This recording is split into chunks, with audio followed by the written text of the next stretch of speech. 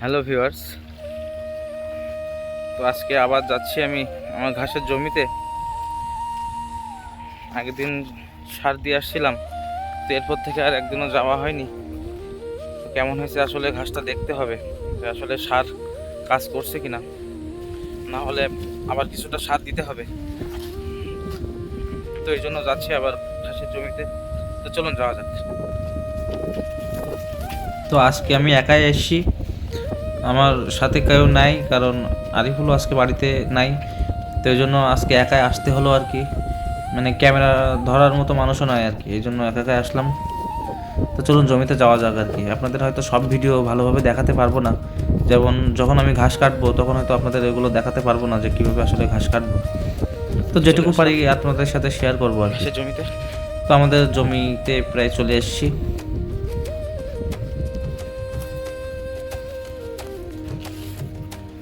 তো ঘাস মোটামুটি হয়েছে, আসলে শীতকাল তো ওই জন্য আসলে সার ভালোভাবে কাজ করে না আর কি। গরমকালে সার যেমন দিতে দিতে কাজ করে, এক্ষেত্রে আসলে তেমনটা হয় না। শীতকালে আসলে তেমনটা হয় না, শীতকালে খুবই ঝামেলা হয়ে যায় ঘাসের ক্ষেত্রে।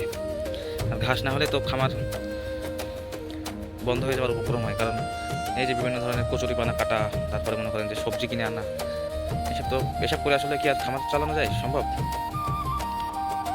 তো যা হয় মোটামুটি আজকে কিছুটা ঘাস কেটে নেব।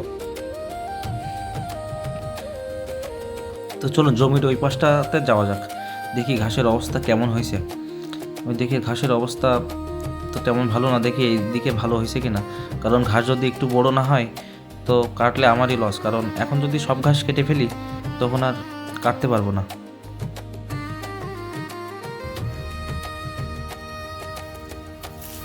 হ্যালো ভিউয়ার্স, এই দেখুন ঘাস তো এমনিতে হচ্ছে না, তারপরে আবার ঘাস কেটে নিয়ে গেছে, দেখেন চুরি করে নিয়ে গেছে ঘাস।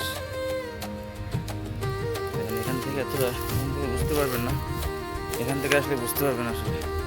দেখছেন এই সীমানা করে ফুল কেটে নিয়ে গেছে এত দূর। মানে কি বলবো, মানুষের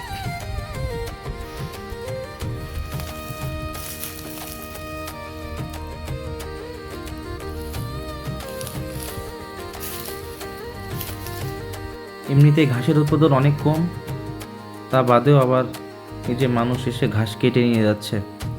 দেখতে পাচ্ছেন যে ঘাস খুব একটা ভালো হয়নি, কিছু কিছু জায়গায় হয়েছে, কিছু কিছু জায়গায় হয়নি। তো আজকে মোটামুটি 2 বোঝা ঘাস কেটে নিলাম। তো ঘাস কাটতে কাটতে দেখি আরিফুল চলে এসছে, কারণ আমি একা একা এসেছি, ও জানে। তো একটু বাজারে গিয়েছিল, ওই জন্য আসতে পারিনি। তো আমি ও বাজার থেকে আসার পরেই মোটামুটি চলে এসছে, কারণ আমি মাঠে একা একা এসেছি, ও আমাকে খুব সঙ্গ দেয়। তো যেটুকু ঘাস কাটছি তা মোটামুটি 2 জনে নিয়ে যাব আর কি। তো ঘাস নিয়ে আসা শেষ, তো এবার বাড়ি যাওয়ার পালা। আসলে 2জন আসলে খুবই মজা হয় আর কি। আর একা একা আসতে ভালোই লাগে না, কারণ একটু সঙ্গ দেওয়ার মতো কেউ থাকে না। আর আপনারা জানেন যে আমি যেটুকু কাজ করি আপনাদের সামনে সেগুলো উপস্থাপন করার চেষ্টা করি, আসলে আমি কিভাবে কাজ করি, আমার খামারটাকে কিভাবে আসলে চালাই, তো সব কিছু আপনাদের সাথে শেয়ার করার চেষ্টা করি। এই জন্য ও আসলেই মোটামুটি আমরা কাজটা ভালোভাবে করতে পারি এবং আপনাদেরকে সম্পূর্ণ ভিডিওটা ভালোভাবে দেখাতে পারি। ওই যে দেখছেন একটা কালো গরু, ওটা কিন্তু আমাদের না, কিন্তু কি বলবো। আরিফুল খুবই একজন মজার মানুষ এবং সে অতি উৎসাহের সাথে, অনেক আনন্দের সাথে আমার সাথে কাজ করে এবং তাকে ভিডিও করতে দিলে সে অনেক খুশি হয়। তো এইভাবেই মোটামুটি আমরা আমাদের খামারের সমস্ত কাজ 2জনে করে থাকি। শুধু দেখবেন কিন্তু কিছু বলতে পারবেন না, বললে পরে বলবে "এই, কি করছিস ওটা"।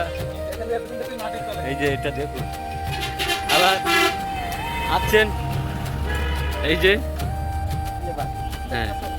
তো আস্তে আস্তে দেখি একটা কলা গাছ পড়ে আছে রাস্তার ধারে, মানে কলার খাদি কেটে নিয়ে গেছে। তো সেই কলা গাছটা মোটামুটি আমরা নিয়ে নেব। তো আমি বললাম আমি যাই, তো আরিফুল বললো তুমি দাঁড়াও আমি নিয়ে নিই, আমার কাছে দাও না। তো ও নিচ্ছে।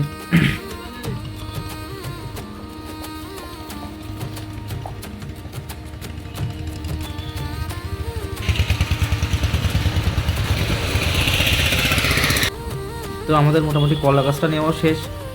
তো এবার বাড়ি যেতে হবে। তো বাড়িতে এখনও কাজ আছে, যেহেতু এখনও ঘাস কাটতে হবে, তারপরে এখনও কচুটেপনা কাটতে হবে। গরু খাইতে দেওয়া হয়ে গেছে, কিন্তু এখনও এগুলো যে কাটতে হবে, তারপরে যে গরু স্নান করাতে হবে।